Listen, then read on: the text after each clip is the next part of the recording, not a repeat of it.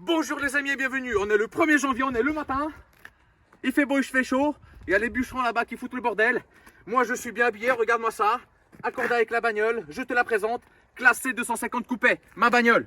Mon rêve, il est là. Mais bon ça, abonne-toi et like, on y va, je te la présente. Viens, viens. Tous ceux qui sont de mon âge, donc bientôt la quarantaine, quand ils achètent une Merco, la première chose qu'ils font en général, ils mettent NTM avec Joey. Joey qui dit zoom zoom zoom dans ma Benz. Et je l'ai, Mercedes 250D, 204 chevaux, boîte 9 vitesses en automatique.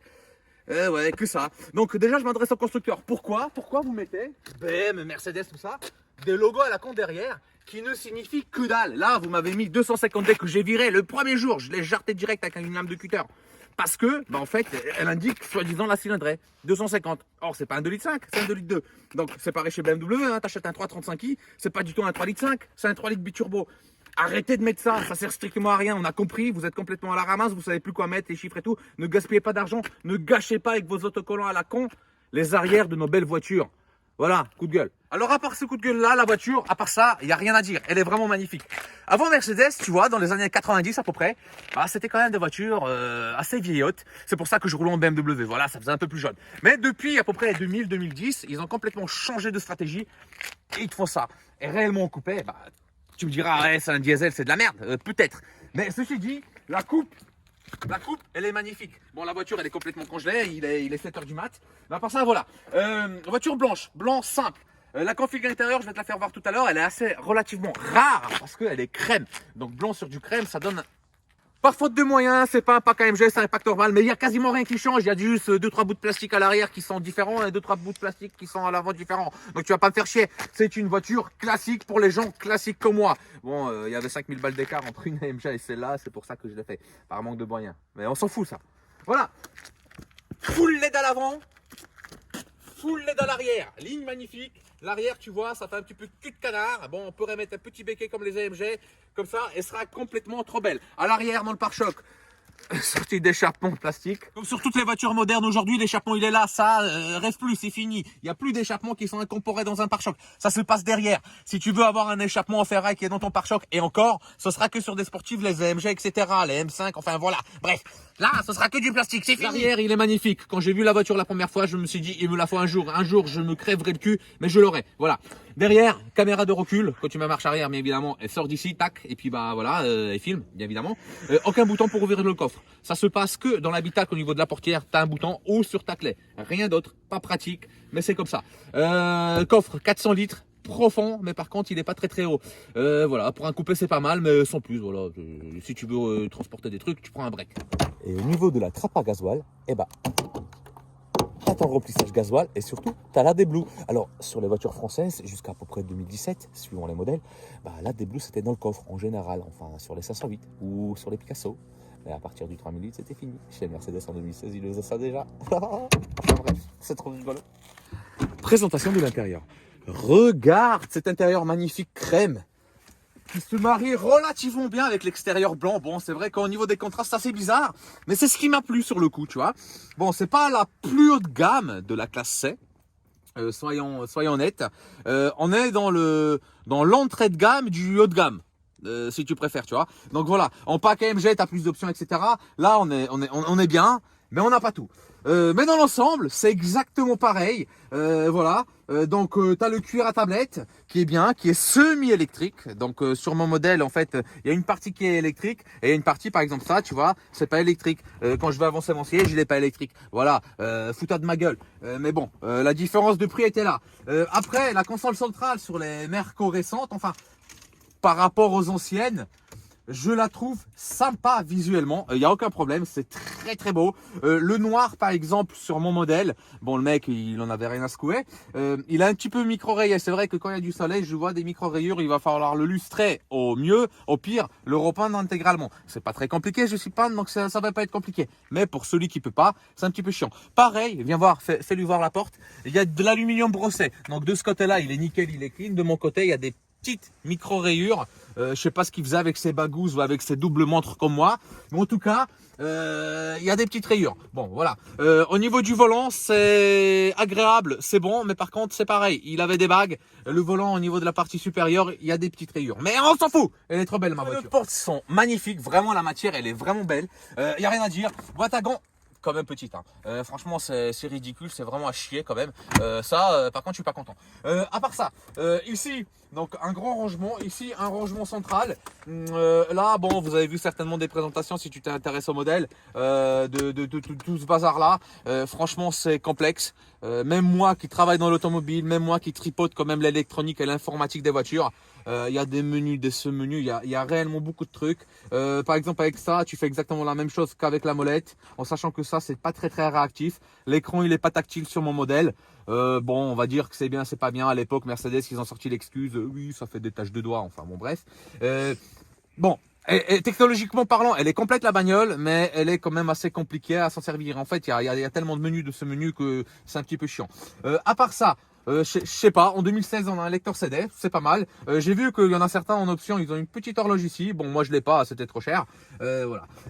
À part ça, qu'est-ce que je pourrais te dire d'autre? Alors à l'intérieur, viens là mon frérot, viens là. Ça donne ça.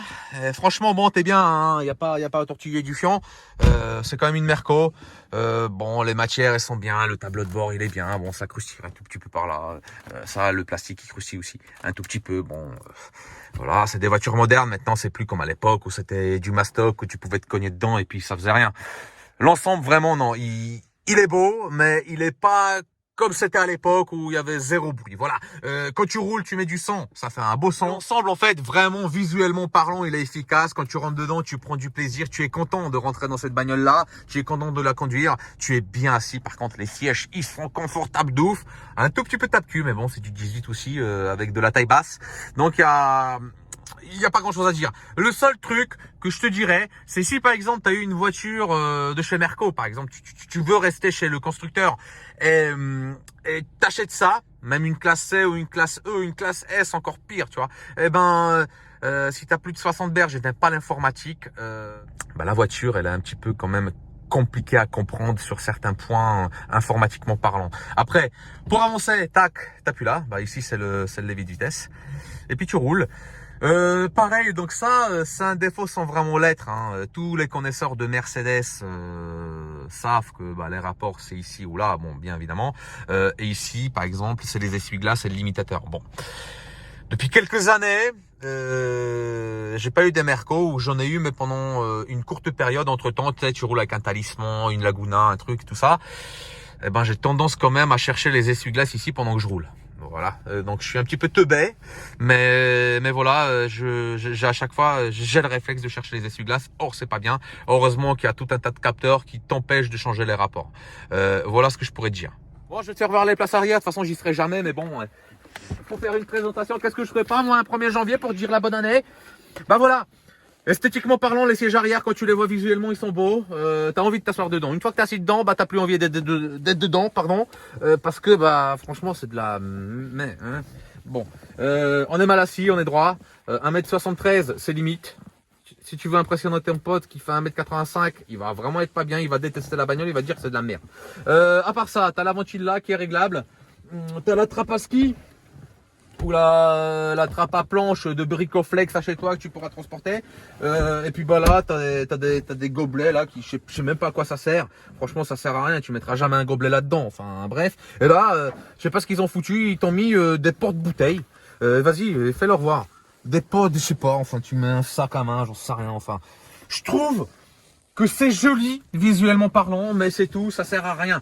Attends, je vais te faire voir le siège rabattu. Regarde l'appui-tête déjà comment il passe près du toit. Et non, franchement, non, ça abusait. T'es pas bien. T'as vraiment l'impression que tu vas mourir entre deux bouts de ferraille.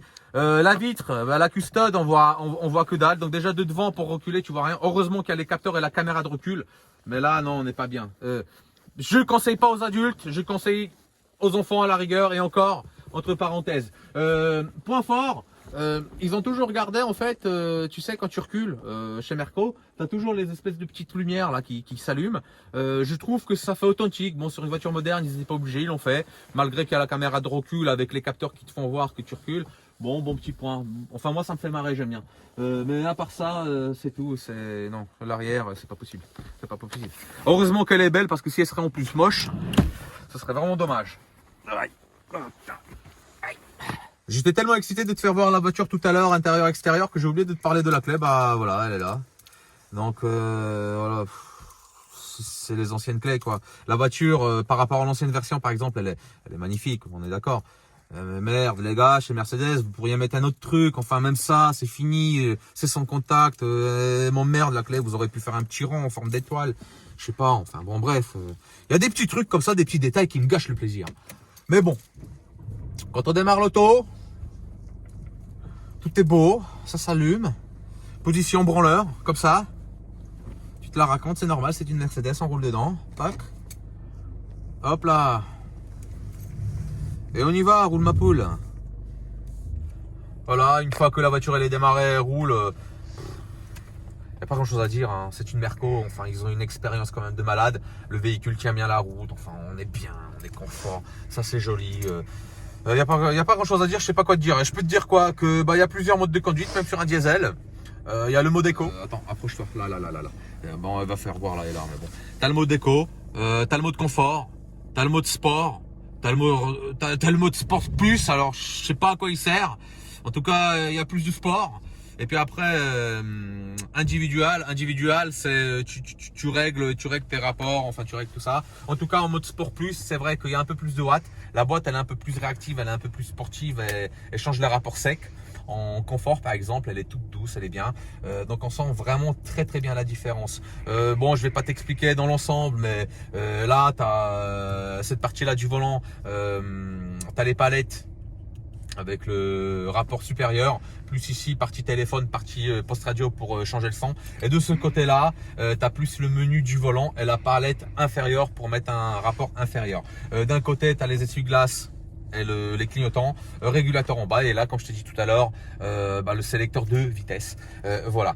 Ici en bas, un petit peu comme chez Audi, la molette pour changer le son, et puis toute cette partie là vraiment elle concerne les options de la voiture, et tous les réglages possibles et inimaginables, du poste radio, de la ventile, de tout ce que tu veux. Enfin tout ça, ça se passe là. C'est très complet, c'est compliqué mais c'est complet. Voilà. Non, c'est pas possible. C'est pas possible. Vendéen, découverte par France. Je suis désolé, c'est pas possible.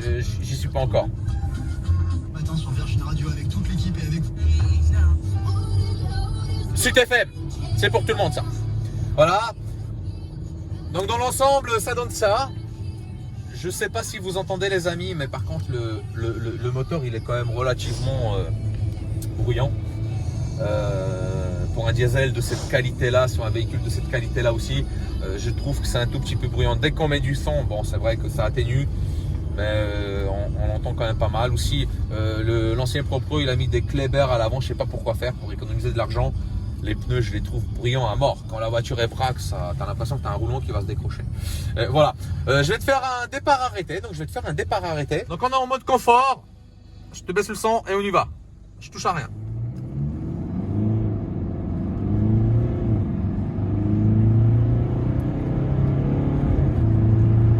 Tu vois, jusqu'à 100, bon, ça marche relativement bien.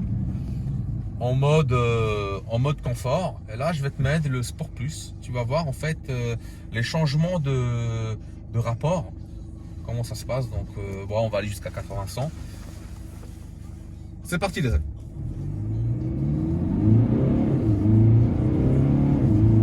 Tu vois, elle fait un à-coup là direct. Ça marche un poil plus fort. Elle fait 204 chevaux sur papier, réellement je ne les sens pas à l'intérieur, c'est très atténué, mais on a quand même un petit coup de pied dans le cul, un certain plaisir de conduite sportive. Tu fais même un talon pointe, je sais pas pourquoi faire, elle le fait, donc voilà. Alors je t'ai pas fait voir mon beau diesel. Attends, elle est où la tirette? Voilà, bah, c'est recouvert de plastique, mais dans l'ensemble ça donne ça. Donc tu as une grosse traverse en aluminium devant, c'est pas peint, c'est en alu. Et puis bah, le reste il est peint. Les passages de roue, t'as pas intérêt de les perdre parce que tu vois là, regarde, si tu perds un passage de roue, ça fout plein de flotte sur tes LED et tout. Mais dans l'ensemble, le moteur vraiment pour 67 000 bornes, il est propre, il fait pas de bruit suspect, ça va bien.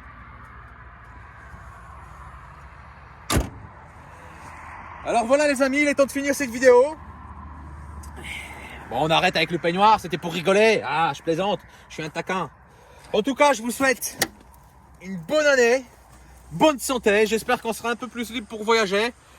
D'ici là, d'ici les prochaines voitures, gros bisous à tous. Abonnez-vous, likez, partagez cette vidéo, partagez les autres vidéos.